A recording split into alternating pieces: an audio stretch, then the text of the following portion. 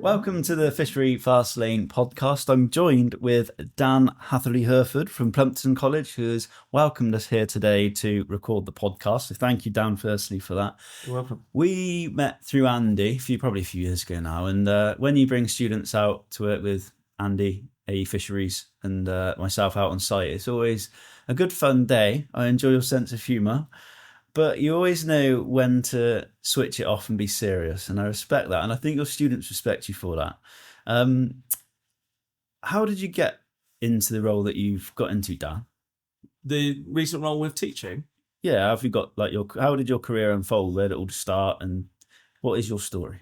I think it's probably similar to many in that as a child, I was fascinated by water.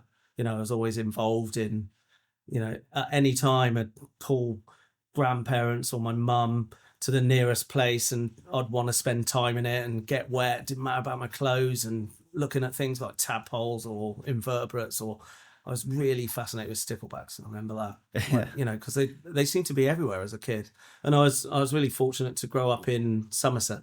Yeah. And I think that area is just like a plethora of natural things to do for your kids, especially when kids are outside, So I enjoyed it a great deal. And my grandfather, who was a big influence on me, was a angler, right? But also really well respected. He was a very practical person. He was a old school tools engineer, so he trained did an apprenticeship and did his tooling before CAD and all the machinery came into play. Yeah, that's really interesting. I'll come back to him though. Yeah. But yeah, I was interested in this aquatic environment stuff and used to do everything like marine, rock pooling. Right. It's one of the best things for my mum. She used to turn up at Kilve, which is near Minehead in Somerset, with the right weather, and give me a bucket, and I'd just disappear for the day. Come back to eat and then go straight back out and see what I can find. Elvers and eels and rockling and different types of blenny and different crabs, lobsters if I was lucky, stuff like that. I was fascinated by it all and still am, But my grandfather got me into angling, and I was probably I am quite hyperactive anyway, generally. I sort of have peaks and troughs these days because I'm getting old, but when I do move, sometimes it's just like, shut up. But he got me into fishing to try and give me something to concentrate on, Yeah. And it worked. Also, he was quite old school, so I had to clean my kit after use, and all those sort of mantras are passed down through to me, and I pass it on to my kids and students, actually. But I mean, I went through school. I wasn't particularly academic at school, right? With dyslexia. Okay. I found some things a struggle, but I was always really practically orientated. I was able to describe, articulate, design, foresight, all those things. And I think that's very useful, thinking back to what I do now, because I can see it in others and give them an opportunity, because I haven't got that kind of Victorian notion. Yeah. Again, that's another story. But because of that, angling, it becomes infectious, doesn't it? Yeah. And then all you can think about night and day when you've first got the infection is just everything to do with fishing. I was just fishing mad. Bless them. I lived around the corner from a proper angling centre, and I used to go in there every day and see John Blackburn, his name was. And he was a mate of my granddad, so he was understandable. And I used to be a maggot boy on Wednesdays and go and do the maggots, right? And do all the preparing, hand picking casters and all the stuff, because I belonged to this angling club called Bridgewater Angling Club, and it was really streets ahead in the day in the 80s and 90s. Clubs, probably because of the lack of restrictions, I would say, used to put on these coaches, and we used to go as a group. Didn't matter what background you were, where you were from, you were part of this little club, and they would take you to the club waters and you would fish. And if you won, they'd give you a little envelope with some money in it. Right. And we also used to inter-club competitions. So I always remember fishing against the Silver Dace on the Bristol Avon, and they take us up to Bristol from Somerset, fish against them.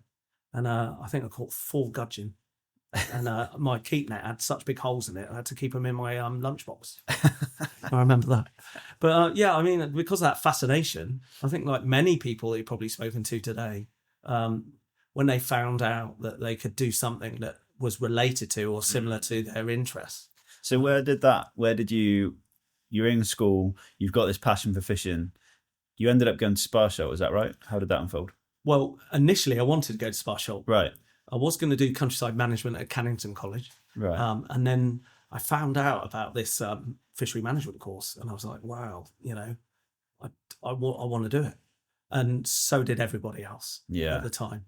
So I applied for Sparsholt. I was a bit late in the application, but my mum's a super lady, very bright, really influenced my life actually, and such a special person. But she contacted Sparsholt and spoke to this guy called John Bramford.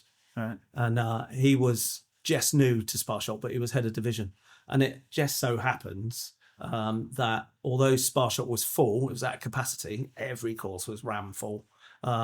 He'd just come from this college in southwest Scotland called the Barony. And he was the manager there before he moved there. And he said, have you considered the Barony?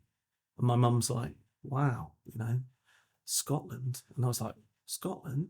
And I don't know if you know, but in Scotland, the educational system is a little bit forward. So they start back at college in August. Right. It was literally like a week before the course started. Right. And my mum's very clever. And it's a bit of time has passed now, so it's fine.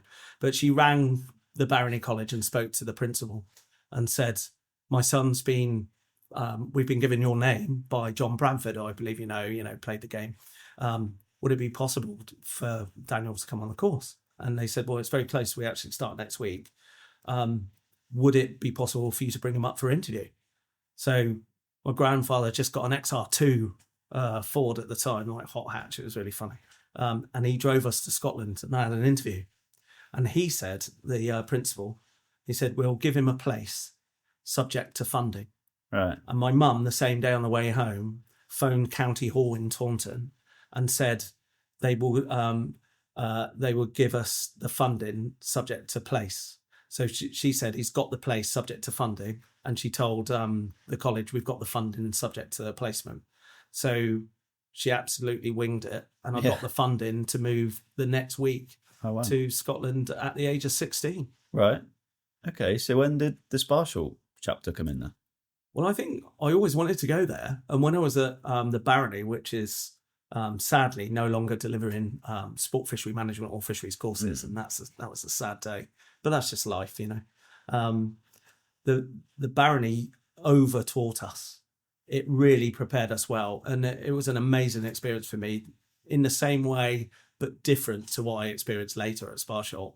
The kind of people that I'd met of different ages from all over the north of the country. I'd never really met Northerners, I'd never really intermixed with anyone from Scotland. Right. I certainly didn't know about the kind of England-Scotland divide at that time. It's a bit of history, blah, blah, blah. But when you get up there, it's real. But it's only real for a bit. Okay. Actually, once all the kind of peacock syndromes back down, they were some of the best times of my life. Yeah, absolutely. I learned so much, and those friends I've got now, I'm in contact with, and I've known since I was 16. Yeah. The Barony, like Plumpton College, got a large estate. The difference is it's got a salmon river flowing through it. Yeah. It had a trout farm that we worked on every week. We got taken out to work on other trout farms, so it was quite salmonid orientated. But I got to fish in really mad areas that you've seen videos of late, like carp fishing in Scotland, fishing at Loch Maben and Castle Loch, which I knew carp were in there when I was there in, I think it was 1992, 93. Right. And they were still the kind of mystical thing then. I think that's at the time when, I know you saw Viv earlier, and Simon was probably dreaming about Wraysbury or something like that. There's me up in Scotland in the lowlands. So yeah, so I went there, and I did really well. I think if you take someone out of an environment where they're learning something with not realizing why they're learning it, and there's not correct target setting, right. You don't teach them about progression properly, which is, in my opinion, what has and can happen in schooling. If you haven't got a target, it's very difficult to know where you're throwing your darts. And I did well. I finished the course 2 weeks early. I remember it's the first time I felt like I've ever had achievement, you know. And my grandfather was ex-RAF as well, so he was like super proud. The principal and some of the lecturers, that you weren't allowed to call them by first name, so it was quite old school. It was like Mr. Wood or Mr. Walker or Martin Haynes, Mr. Haynes, and Mr. Patterson, and they were so brilliant and patient at what they did, and they really taught us so well. I finished 2 weeks early. When did the Sparsholt chapter come in? Well, I always wanted to go there because it was like this kind of pinnacle. It's like the holy grail of going to a fisheries college at that time. There was nothing of it. It was like Scotland or there. Yeah. All the other ones that have popped up and failed since didn't exist. Right. And I just wanted to go there. I had an option to stay and do a HND, which would probably be called the equivalent of it was a HNC then, actually. Right. You know, they don't exist anymore. But I wanted to go to Sparsholt, so I enrolled on a national diploma. Yeah, it was called then, and I met some of the people you know now. Yeah, and in my group was at that time like Andrew Ellis and other people like Viv Shears. Well, Viv was there. Oh right, Viv was there, but Viv was Viv had done because he's a little bit older. He was there, but I think he just finished his HND. I think that's what he did. So what did you do when you came out of Sparsholt? Did you find work straight away, or? Yeah, I mean, when I was at Sparsholt, I did the ND the first year, and I thought, do you know what? Because I got so well taught at the Barony, I found it a bit repetitive. Although that's useful, I didn't feel like I was being challenged as much. Right. So I spoke to the lecturers at the time, which were like Sean Leonard and Pat Houghton and Mark Badass and all the other legends, and Chris Seagrave. And I said to him, look, what do you think about me stepping up? And they said, do you think you can do it? And I said, well, look, I'm getting distinctions in this ND. I don't think I'm being really stretched and challenged. And they said, I'll tell you what, you can go on to the HND. So I transferred to the HND in year 2. So Andy stayed on the ND, I went into the HND. Right. But we still shared the same accommodation, which is another story. And you've heard plenty of stories about that. But I went on to the HND, and at that time, the HND in the first year degree course, which was relatively new then, a couple of years in, taught in the first year the same.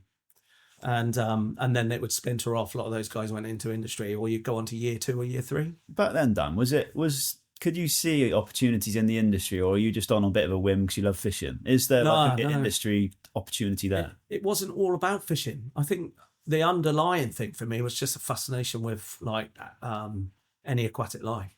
Right. Angling was like a recreational act that gave you justification to be in an environment without looking odd or trespassing, you know. Right. I enjoyed angling. I thought that the kind of hunter-gatherer element of it, or whatever underpins the connection with angling is really important. But I was taught things like aquaculture and fish farming, and that just didn't involve fish, you know.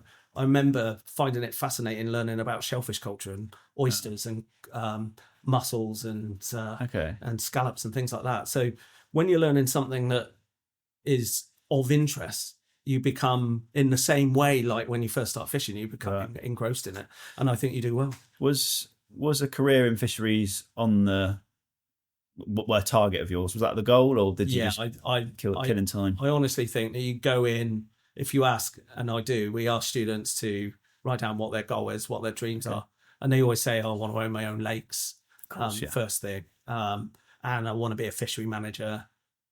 Sometimes they say, do you know what, I want to farm fish. And you're like, wow. And half the time that's because their dad or something else is involved in it, and they want to take over the business. Some of them, especially nowadays, they all want to be a professional angler or a sponsored angler, and probably don't realise the tremendous effort and hardship and shortage, the shortness of those sort of availability or jobs, or what goes with it. And probably didn't articulate that very well, but they're not as easy to get as one might think, or pay enough to earn a living. Right. I think tackle design and being in a company is something that comes alongside that. That's probably where the package comes together. So that is one of the options for them. But for me, angling wasn't the thing. I think once I was bitten by the kind of husbandry and culture of different aquatic species, I was fascinated. And to be honest, I wanted, as a kid, I wanted to be a vet. Well, it's probably what Viv said too. But when I wanted to work in mariculture, and I transferred from the HND, which I'll come back to now.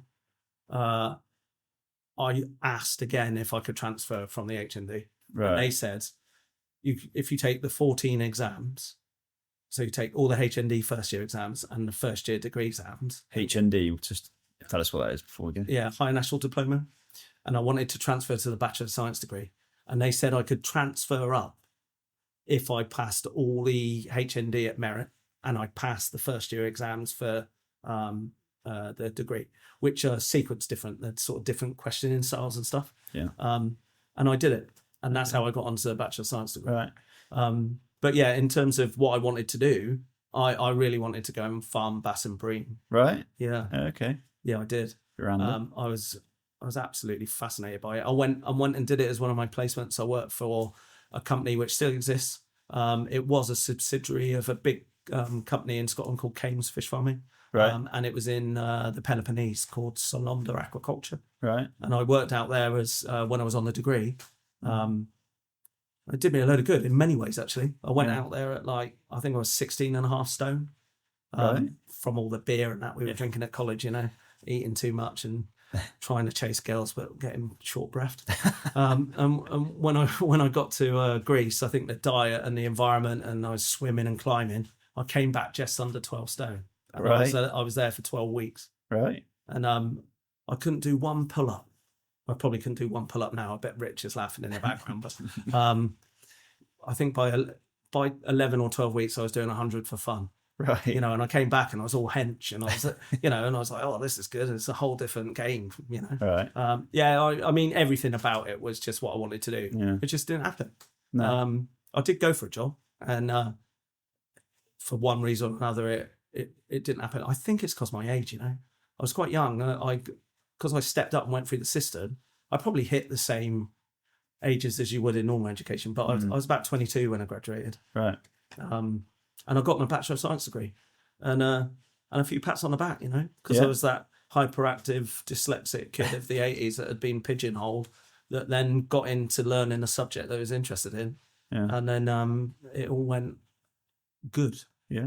But then what did I do? I didn't get into this kind of mariculture side. I got an option at Sparsholt.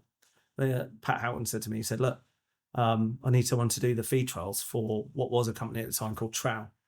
And it's not an uncommon thing. I think a lot of the year 3 degree students stay on and do it because it's easy money. You're already vetted, so to speak, and they know you and they know that you'll do it.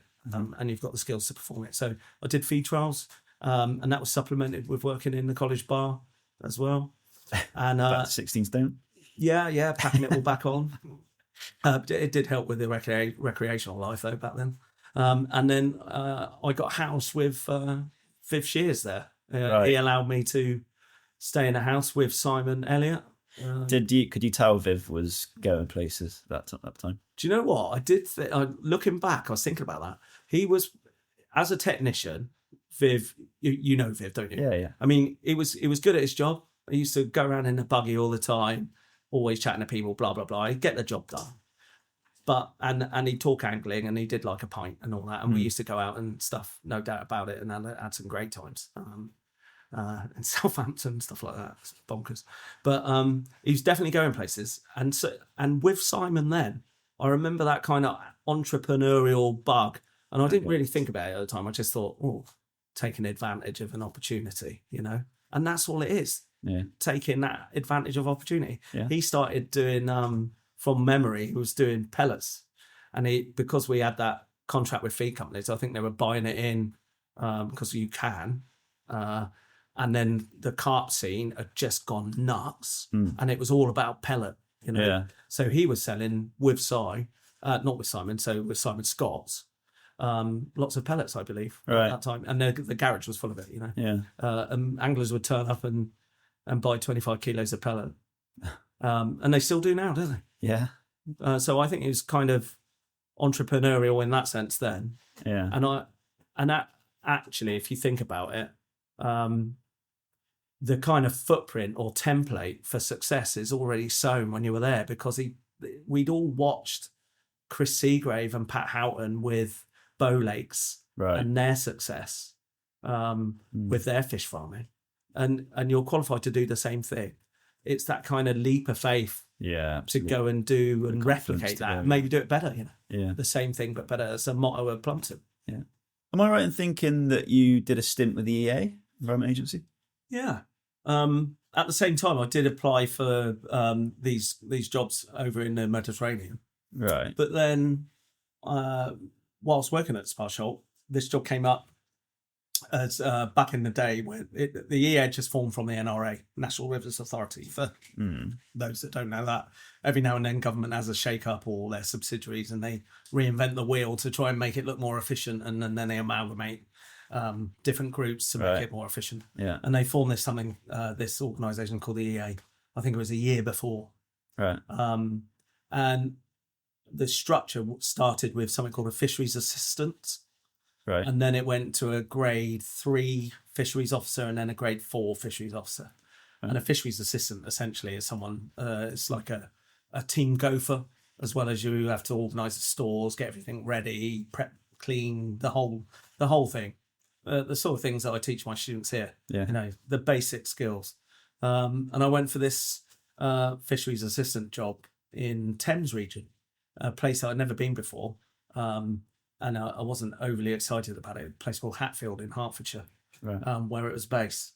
But I got that job. And because I'd had that kind of, continuous mantra of effort and passion, I did really well. Yeah. I settled into the team really well. And they were like the best people to learn from. Absolute characters, some of them. Some of them still there, like senior management in the EA now. But we were an operational team, and I was doing all the stuff that you dream about, really. Yeah. What I did, for me, it was a dream. Like the monitoring program, we were out electrofishing on the River Lee, and all these rivers that had played a part in my reading and understanding about the history of angling. And then next thing you know, I'm on the Colne and the Lee and all these places. Electrofishing places that you've never been as an angler and you wouldn't see because you have to get in and go up to see. It's a completely different aspect than doing it. Is that what led to Plumpton? That job, was that the last? No. Okay. No. So I got a fisheries assistant job, and that was the Thames region one. Right. And then naturally I wanted to progress. Yeah. So I saw this job advertised in Sussex region. So it was internal advertising now. And it was for a grade 3 fisheries officer in Sussex. And I went for the job. And I came with pretty good recommendation because all right, I can be jovial and have a laugh and that, but I can also be professional if I want to be. Yeah. And I put on the right show and I got the job. And that job came with the credentials at that time. They just stepped up the ante in terms of professionalism in that under the Salmon and Freshwater Fisheries Act, you're warranted as a constable when you're a fisheries officer. Right. And for that reason, you have similar privileges and powers as a police constable for the Act, for enforcing the Act.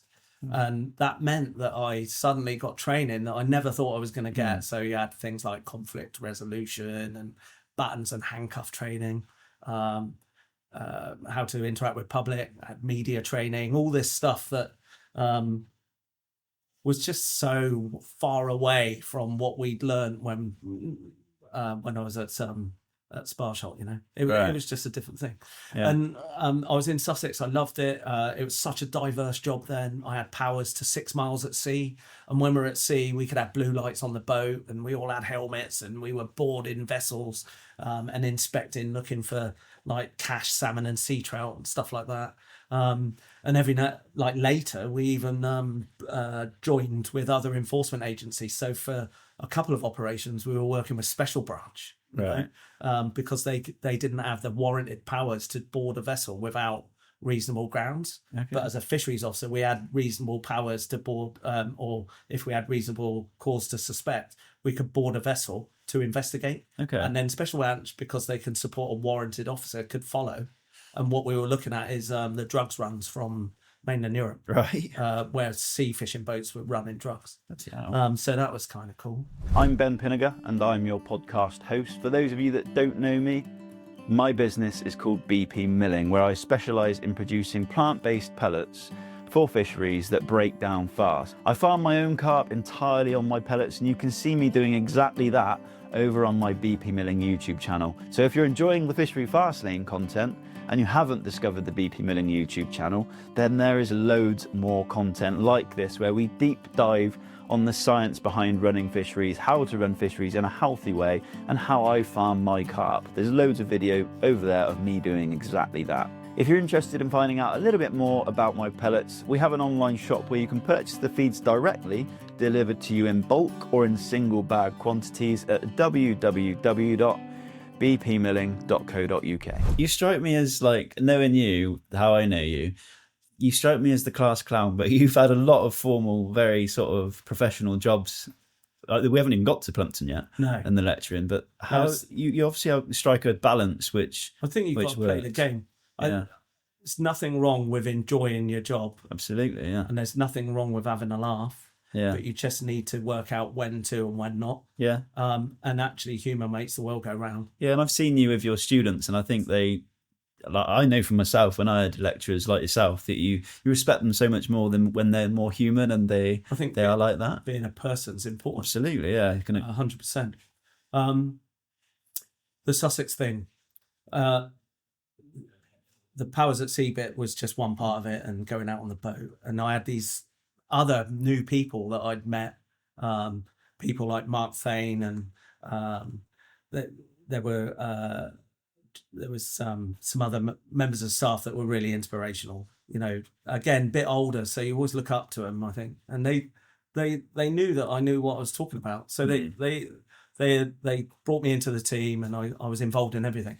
And in the air, if you put yourself in the right position and act in the right way, things happen. And I was given an enhancement budget, and I was given a catchment, which was the local River Ouse, right. Which is a very interesting river in that it's tidally influenced quite far into land, like up to, I think it's nearly 8 miles. And then you've got this kind of man-manipulated freshwater, tributaries and things like that, and then it goes into this influence from the South Downs, where you've got all these natural chalk springs that create chalk streams, which then flow into the Ouse and influence what can survive there. So it's really big for things like sea trout, and they're like such a marvelous creature in that they have such an interesting life cycle. Being anadromous, they go to sea where there's more of a larder, and they fatten up, and then they come back. I think it's one of the largest average sizes of sea trout in the world. They can be like up to 7 pounds or more. I think the largest one that was reported to me was over 25 pound. Right. And they are, a salmonid. They're a formidable creature. Yeah. And they swim upstream, and they spawn in the headwaters that we've got here on the estate. Right. Sussex chalk streams are rare as hen's teeth. Yeah. They're totally undervalued. And luckily there's a movement towards removing and enhancing and rewiggling and all this sort of stuff to do with rivers in the UK. And I think there's a heightened awareness now of this kind of 10-year decline in pollution. I don't want to go off on one, but there's 38 Sussex chalk streams in the world, and that makes them one of the rarest habitats on Earth. Yeah. And we've got 5 or 6 on the college's estate. Wow. It's all about time and influence and backing to try and get something done. Yeah. But back to work, I could probably nip that in the bud pretty quickly. Yeah, but that brings us up. Like, I had no idea there was so much behind you and your story and what you've done. But that brings us up to. I'm conscious that there's a lot more I want to cover in where you are now. So, just give everyone a taste of what you do now. What is your job role and what does it involve? Well, I joined Plumpton in 2017. Previous to that, I was a fisheries consultant. So after the EA, I did quite a lot of stuff. I went into environmental crime, Right.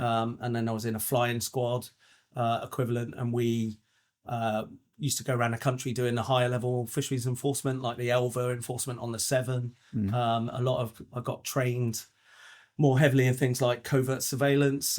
We used to put a lot of camera equipment in. We used to do foot, and I got trained in foot driving and covert crops surveillance, like putting in cameras in rural areas. So that was awesome. And then after I got my end with the EA in 2010, I started my own business, and I was a consultant in the same way like Andy is now. And I worked really hard, but for a couple of years I was spinning too many plates, and I put myself in hospital 3 years in a row. I had pneumonia and hypothermia. Really? And the last time I did it, I was 20 minutes off organ failure. Oh my God. And I didn't know I was. I just thought I needed a cup of tea, you know. But the doctor said to me, what do you do? And I explained, and he went, I just had a young son. And he said, you've got to think about what you do, mate.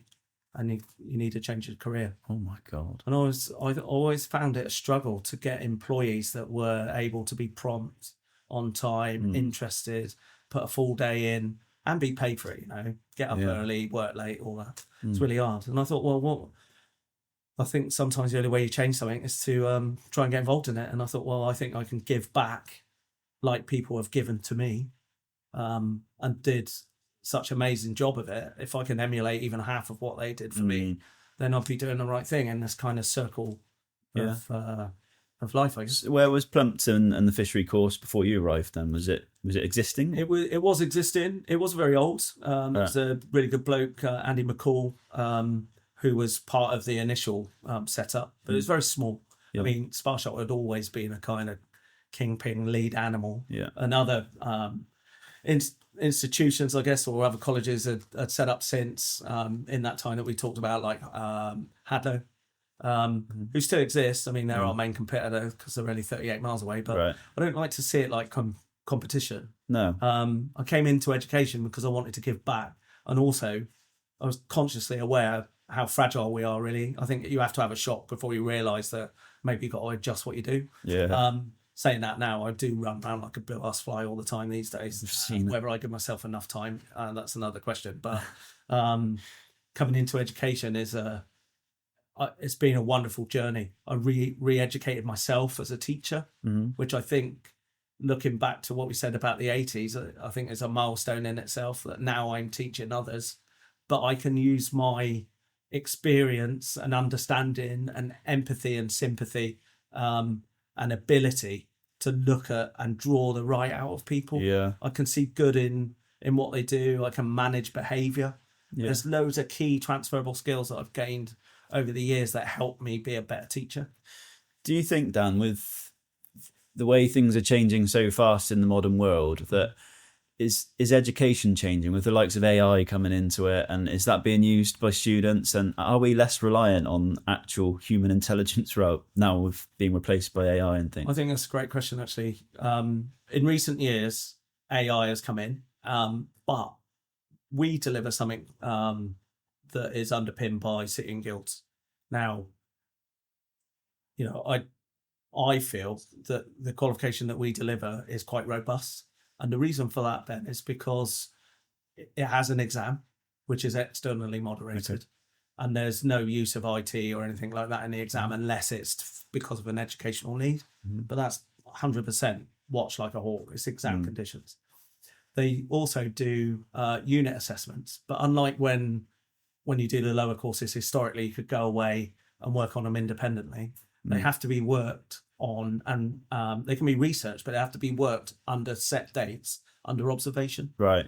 And there's also, where you've got AI, we've also got, I suppose, AI-based software that can tell you whether AI is involved. And there's a system called Turnitin that uses this new software as an addition, and it tells you how familiar, how similar, and how it relates to everything on the web or other. Right. So anything that's been digitized, it will tell you what percentage relationship it has with it. And if it's over 15%, then we have to talk to the individual, and they have to look at either mild adjustment or they're given a completely different assessment because it's felt that they've cheated. Is on the other side of that, Dan, is it helpful in your job in teaching? Oh, yes, for sure. Yeah. But one thing I have learned very quickly, with any non-human system, you have to be able to guide it. And there's a tendency that if you wrote into AI, write a sequence of 1,000 numbers in any order if you like, and then repeat it, after so many times, it does the same thing. Right. And it's a bit like a Google search. If you put too much in or the wrong spelling or something in the wrong order, you'll get a different outcome. So it's how you use it. You can get it to work with you to support things, but it's not a kind of, in my mind, it's not a direct replacement. Yeah. It can help and it's powerful for research. It's good for doing things to assist you in your education. Like, for example, if you gave it a list of resources, it could Harvard reference them for you, which saves you hours of individually doing it like you used to. Yeah, I just wondered if you're searching on AI and it's scraping the internet for information and compacting it into a package to deliver it to you like that. What if the information it's scraping isn't accurate? Yeah. And then people that are posting that onto a website that perhaps is going to be scraped again by AI later on, then surely our information is going to get less and less accurate and less reliable. But I don't know enough about AI to tell you. I totally agree. One of the reasons why we use a library, and the students are in the library at the moment, and they're on a research-based task, is because within the first few weeks we do this thing called initial assessment to look at where the student is in terms of ability, their level of need or support, or the kind of level that they need to study at. So if they're at the wrong level, we can move them up or down.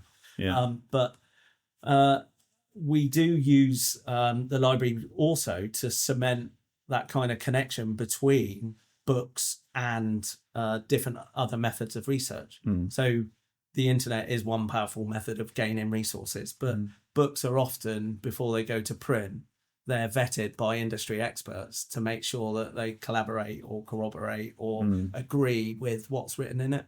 Yeah. And that's more powerful than someone that maybe doesn't know quite what they're talking about, but is quite influential on media and therefore listened to more. So there is that kind of difference between quality of information and there is a lot of fake news. That's a common term, isn't it? Yeah, it's obviously angling and mental health. There's quite a lot of crossover there. Have you found coming into this role, educating the next generation, have you had to be quite clued up or researched or educated on what to look out for and how to deliver and look after your students? We have compulsory CPDs, which is like compulsory training and development. And we obviously mental health is a real big deal. And has increased exponentially over the last few years. And I think probably because of awareness and the ability to report or try and seek help. Whereas I think maybe it was a bit closeted historically. Maybe. I don't think there's a huge increase in it. I think there's maybe an increase in fake mental health. But then that's a harsh thing to say because one person's ability to cope with something is different than another. So it's all about getting the right diagnosis. Self-diagnosis is a big deal. But then you need to have support for that maybe. Sometimes it's just a shout for help. And we have a safeguarding team at the college that we work closely with. So there's that kind of pastoral support that we have here because we can't do everything. I mean, I think anyway, Ben, but I'm quite a busy person. I teach full time. I've got to manage staff or work with staff to make sure that we're delivering the right program. We've got a facility to manage with livestock. So there's a husbandry element to it. Plus I'm a dad, I've got my own kids. I think that's helpful, of course. But I mean, I'm a busy bee. But the sort of safeguarding and management of behaviours and helping people with that need support is really important in education.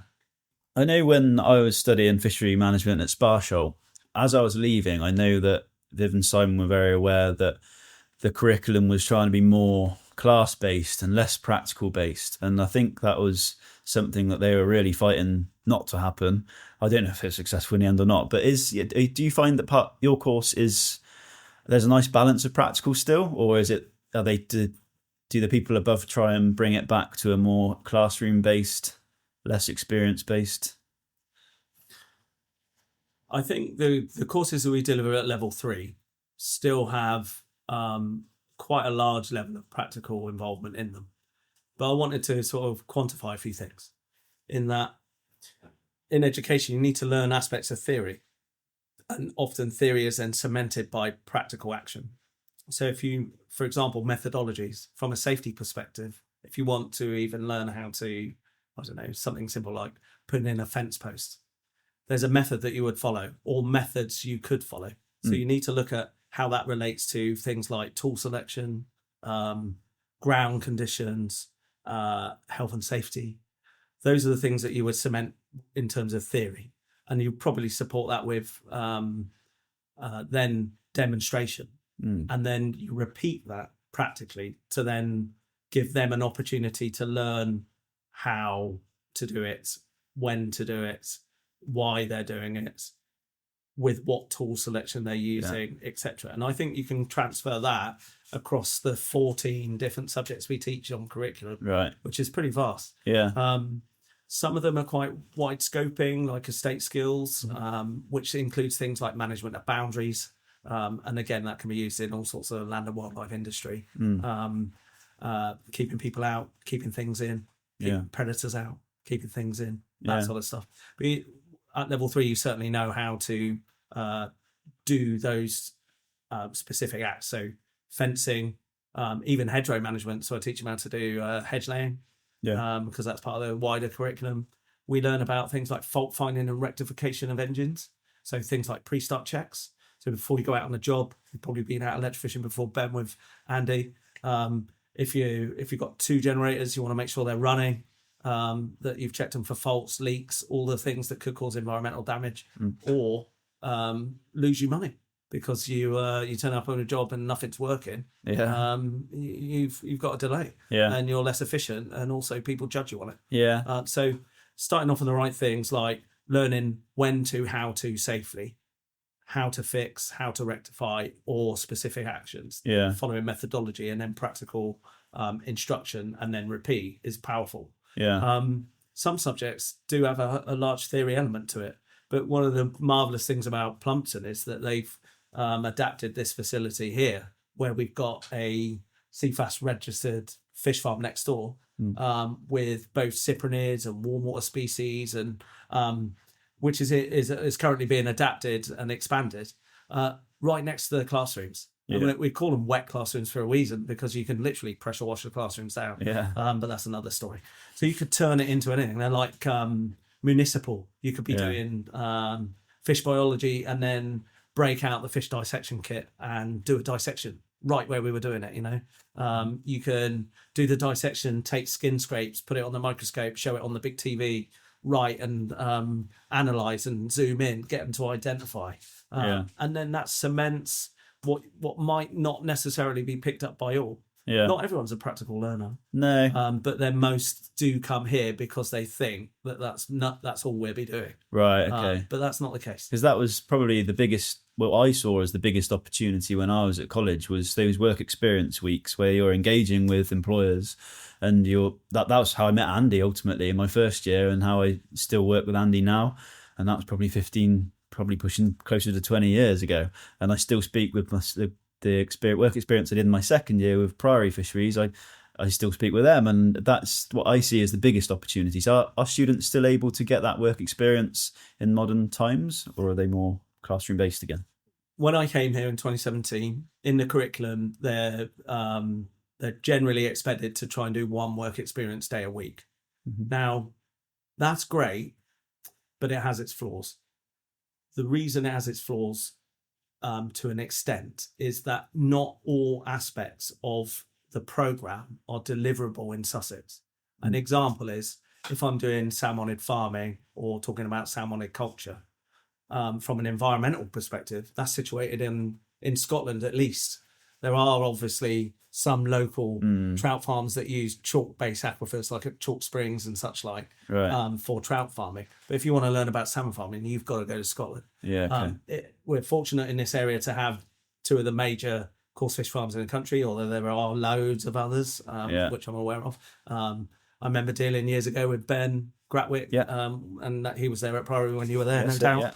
And he was another reputable company, which would be the sort of place where you want to send them. Yeah. But what I negotiated is try to replicate what we had.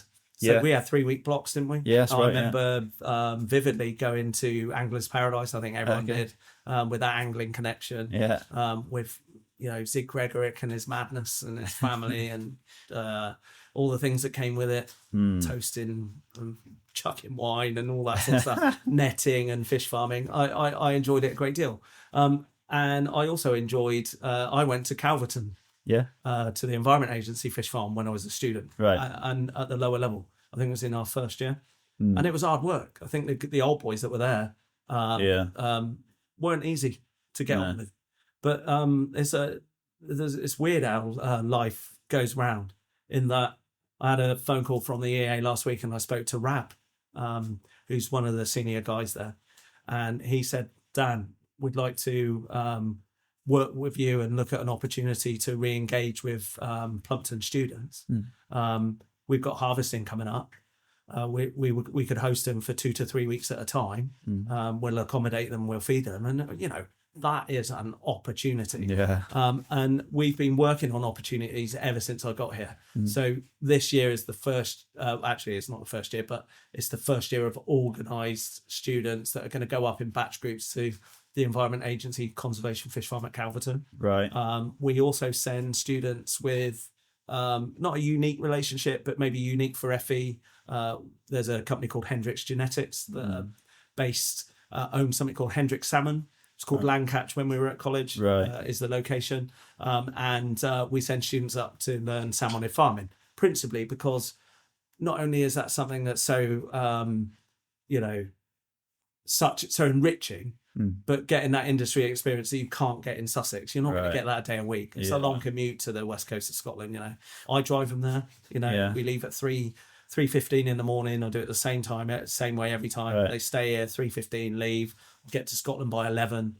We have some food, swap drivers, get up past Loch Kilped, get up to on the west coast near where you would get the ferries to the islands. And then we arrive, and Hendricks have been so supportive.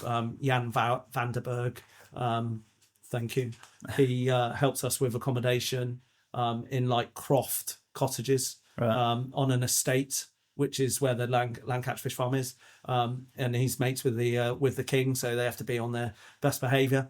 So there's a lot of reputational impact of poor behaviour, by the way, from students. But these guys have gone up there and they've really, for the majority of the time, they've waved the flag. And it's not a new thing. I'm just emulating what we had, and I believe, like you, that that's a powerful thing. Yeah, with that said, though, Dan, is there opportunities in fisheries at the moment? Are employers coming to you looking for students? They do, yeah. Every year, Viv rings me. All right. And I've always had a honest relationship with him. Yeah. And also, I'm honest with the legal process as well. So if he rings me and asks me straight up, I can decline or accept. Gotcha. Yeah. But if we're just having a chit chat about it, I can give him some pointers on when I think someone's maybe suitable or available. What are they looking for? Are they looking for, does practical ability trump intellectual sort of intelligence? I think it's job dependent. I mean, if I think we've had a student, for example, might go and work in a lab working at Cambridge Uni supporting their research. I think if you've got that theoretical drive and that's what you're strong at, that's your job. That's what should suit you. I think if you're already a practical person and you've got good work ethic, and you're prompt and you're driven, they're the people that if you want someone in a fishery management or a fish farming or aquaculture scenario, they're the ones you want. You also want fit people, don't you? You want someone that can work all day and not moan about it. And that, I wouldn't say that has dropped. I think people moaning it's just something as you get older you notice more. Yeah, it's just reliability, isn't it? Yeah, you've got to be reliable, and we do get a few, and some of those are successful. Aaron gets quite a lot of students that have worked via Plumpton for him, and also go to. We've got this brilliant relationship, and I really do think outside the boundaries in that we don't have a HE provision at Plumpton, so you can't progress to specifically aquaculture or fisheries. We do have a university centre, which is marvellous for like sustainable environment-based courses, but not specific to fisheries management or aquaculture. So we have a relationship with Sparsholt where a lot of our students naturally want to progress there like we did. And I drive the students there, and they accept us, and they give us a tour, give us goodie bags and whatnot. And many of my alumni are Sparsholt alumni. And I think it's a brilliant thing. Because I just wonder, with opportunities and like in such a rapidly changing world, with things like opportunities in YouTube and media, where you think actually the younger generations can probably educate to the older generations to sort of guide you to where actually there's opportunity in media of things like, well, we've seen Carl and Alex on YouTube and how they've created their own opportunities and their own path into a media industry. And do you see any changes happening there with perhaps the importance of things like YouTube as a CV almost? Because if people are putting I think YouTube can go either way. If you get it right and you're giving the audience what they want to see, and you're intriguing and passionate and something interesting to watch, you do well. I think I mentioned earlier about, we were talking about angling history, even recent what I would call media stars for this new 16-year-old group that are coming in. Only one in 20 or something will recognise that person. Whereas if I said Carl and Alex, they recognise them. Whereas if you asked me, showed me a picture of Isaac Walton, although I wasn't around then, clearly, because of my expanded level of interest, I know who it is, but they wouldn't have a clue. Or a few of them might, And I think it's about familiarisation. A lot of them are YouTubeites, and sadly, I'm not allowed to use TikTok, but they're all over TikTok like a rash, I had the pleasure of meeting Carl when he was working with Nash, because we had a really good relationship with Nash Tackle. But that things moved on after COVID, and sadly, that's not the case anymore. Quite like it was, although we're open to it. Carl moved on. I think Alex went off to do his foraging stuff and find himself and all the things you do, I think, at that age anyway. And I didn't really know what to think about Carl. But I tell you, I went to a local tackle shop called Bodle's Angling.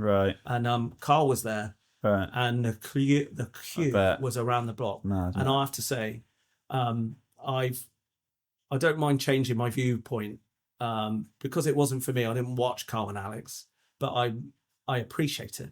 But I've watched it, and I've watched him, and I met him as a person and watched how professional he was all day. And he is an absolute ambassador for the sport. He didn't have a break. He just about had fluids. He was polite and kind to every person and genre of person. He's a legend. I just wonder if perhaps it's not a skill to be taught in college. Maybe it's more of a school thing, but whether just having skills with the camera, it's so transferable across any industry you want to go into. And I just thought, I can see there being more opportunities nowadays in media and being more of a commercial world. And there's no doubt about that. They all gravitate to it. Whereas before, and you know what it's like with any group of people, you go to any pub now, there are groups of people that will talk to each other and have a good drink and all that. But also, there's people sitting around the table with a pint, all staring at their phones. And students are the same. And so we have, I'm not draconian, but when I don't want them on their phones, they're not on it, and they respect that. I'll say, please put your phones away. And it's not a bum fight for it. I'm quite good in that sense, right? But I also use it the other way around. I ask them, I say, right, let's have a look how many different types of definitions we can get for one thing, or can you spell that for me because I'm struggling with it? Or I use it in a positive sense. But the media side of things is powerful. It's what I watch now. I hardly ever watch the TV. No, a lot of people say that now. I search stuff myself. I mean, I was boring Rich earlier and saying, I've watched your stuff. It's really good. And obviously I was really impressed with the work that you did looking at that kind of time lapse in terms of response to bait and all that. And I thought that was awesome. It is and the maggot one, actually. Yeah, it's addictive. I think although I'm so inconsistent when I do it, I'm like, I got to do another one, because it does just, it gets people talking. It grows all channels, and I think it's one of those skills that employers like tackle companies that would probably prefer somebody with an interest in angling, perhaps coming out of college with the graduating from somewhere like this, and you just think, if they had a skill like that, that would probably. I'll tell you what is linked to it. The college invested, and I was a bit sort of ambivalent about it really, but they invested in a new computer system, which was brought in because we've got metalsmithing and fine jewellery, and they use it quite a lot, but they've got a CAD system for design. Okay. And that's a big deal in tackle development. Yeah. And it's hard to find those skills. In coarse game and sea angling, which is one of the units that they all want to do. And we use angling as enrichment, by the way, effort equals reward. But there is they have to be competent in coarse game and sea angling in their second year. Right. But in that includes tackle development, design, enhancements, advances.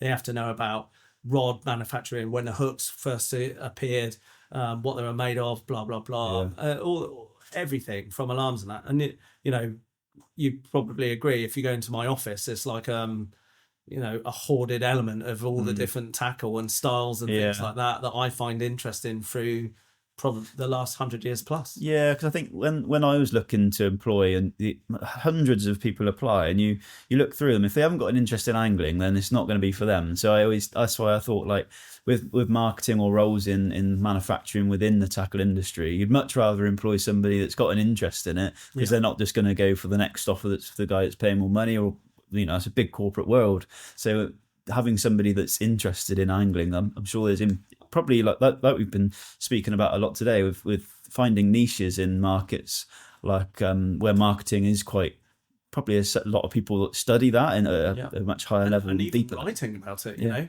I know Rich used to produce quite a lot of good material in the magazines that he's worked for when he was a journalist, essentially.